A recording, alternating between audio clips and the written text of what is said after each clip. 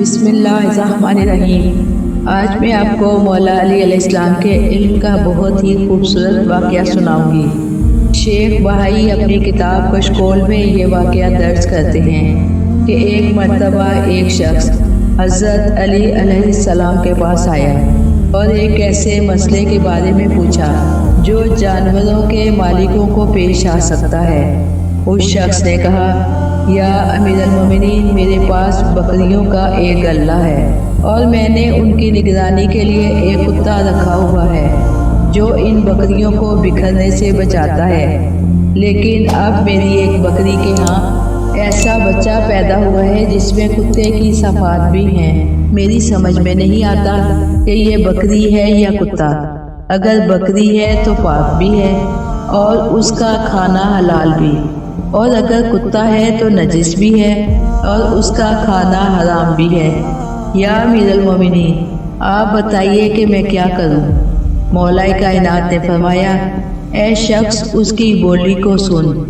अगर ये कुत्ते की तरह मुंह उठाकर रोता है तो ये कुत्ता है, और अगर ये देख ये बकरी की तरह बोलता है तो समझ ले ये बकरी का बच्चा है। वो साहिल कहता है, या अमीरुल मोमिनीन, मैं ये करके देख चुका हूँ। कभी वो कुत्ते की तरह मुंह उठाकर रोने लगता है और कभी बकरी की तरह बोलने लगता है।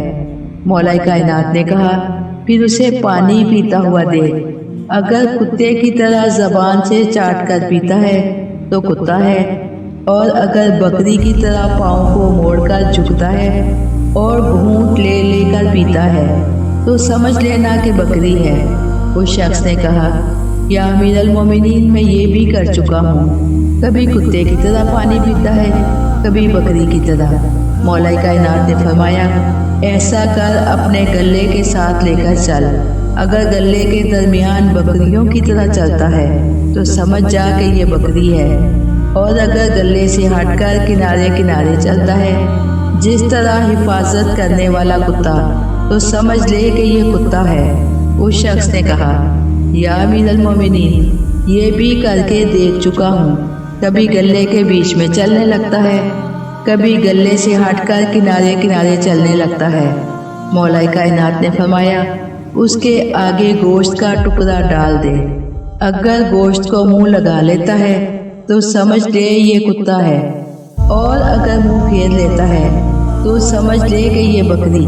वो शख्स कहता है, या अमीरुल मोमिनीन, ये भी करके देख चुका हूँ। बाज़ औक़ात गोश्त खाने लगता है और बाज़ औक़ात मुंह मोड़ लेता है। मौलाए कायनात ने फरमाया, उसे ज़िबा कर।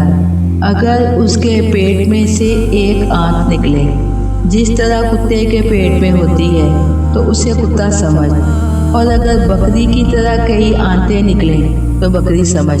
एक मर्तबा ये कहता हुआ अमीरुल मोमिनीन अलैहिस्सलाम के कदमों में गिरा कि, या अमीरुल मोमिनीन, ना मेरे यहाँ कोई बकरी है, ना कोई कुत्ता है, ना मेरे यहाँ कोई ऐसा बच्चा पैदा हुआ है। मैं तो आपका इम्तहान लेने आया था, लेकिन आपने तो मेरे सवाल के जवाब में इल्म का दरिया बहा दिया। मुअज़्ज़ज़ सामीन, आने वाले ने सोचा होगा कि अहले बैत का इल्म भी हमारी तरह मुशाहदे पर मबनी होगा। जिस चीज़ का मुशाहदा किया होगा उसी का जवाब दे सकेंगे।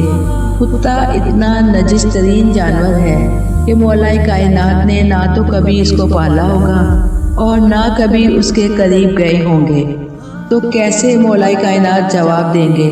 उसे क्या पता था कि वो जिनसे सवाल करने जा रहा है उनका इल्म ना किसी उस्ताद का मोहताज है, ना तजर्बे और ना मुशाहदे का मोहताज है।